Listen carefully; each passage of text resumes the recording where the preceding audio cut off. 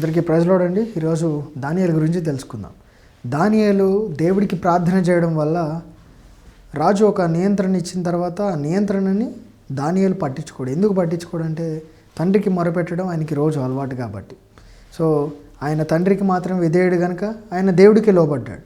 కానీ అది కొంతమందికి నచ్చక అది అధికారానికి విరుద్ధంగా వెళ్ళింది అన్నట్టు రాజుకి కంప్లైంట్ ఇవ్వడం వల్ల రాజు ఏం చేస్తాడు, దానియేలుని చెరసాల్లో సింహాల గుహలో పాడేస్తాడు. సింహాలు రాత్రంతా తినకుండా ఉండడానికి దేవుడు ఏం చేశాడంటే తన దూతల్ని పంపి రక్షణ ఇచ్చాడు. ఎవరికి ఇచ్చాడు? దానియేలుకి ఇచ్చాడు. తను చేసిన ప్రార్థనలకి, తను చూపించిన విశ్వాసానికి తండ్రి అయిన యెహోవా తన దూతల్ని అక్కడికి పంపించాడు. ఈ వాక్య లేఖనాలు చూస్తే దానియేలు 6:22లో ఇలా చెప్తాడు, నా దేవుడు తన దూతల్ని పంపి వీటి నోళ్ళు మూసేశాడని ఈ వాక్య లేఖనాలు చెప్తున్నాయి. ఈరోజు నువ్వు ఎదుర్కొంటున్న సమస్యను బట్టు నీకు దేవుడు తోడుగా ఉన్నాడని సెలవిస్తున్నాడు.